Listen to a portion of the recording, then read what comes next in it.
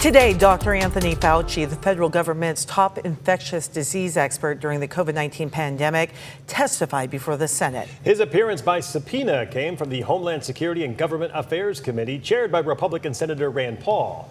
Sydney Schofield joining us live in the studio tonight. So, Sydney, what can you tell us about today's hearing?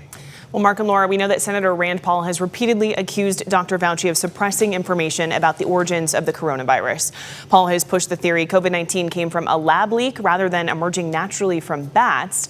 Now, Paul accused Fauci of approving research funding for a lab in Wuhan, China, which did not have adequate security and eventually had a lab leak leading to the COVID-19 pandemic. Ahead of the hearing, the senator released reams of Fauci's diary entries during the pandemic. The entries narrate Fauci's growing concerns about COVID-19, frustrations with the government response, and conflicting relationships with both Trump and Biden administration officials. Paul said that the scientists, quote, wrote privately and what he told the country are two different stories. The other most important thing that came from the diaries is that privately in January of 2020, he was already acknowledging that it didn't come from the wet market. Now, that's just dishonesty. That may not be a crime, but he knew in January 2020 that the earliest cases did not come from the wet market. They came from somewhere else. This isn't about the Constitution. This isn't about the law. But after taking an oath, Dr. Fauci refused to answer any questions. He said the reason he's not testifying is because he believes Senator Paul has a, quote, unhinged obsession with him and wants to see him behind bars for his handling of the pandemic.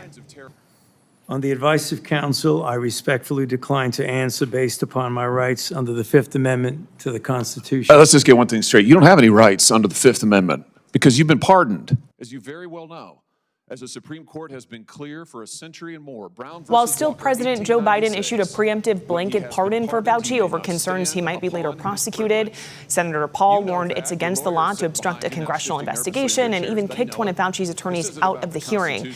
Now, after the hearing, Paul said he's already scheduled a vote on whether to hold Fauci in contempt of Congress for refusing to answer any of their questions. We'll keep you updated. Reporting from our studio, Sydney Schofield, KREM 2 News.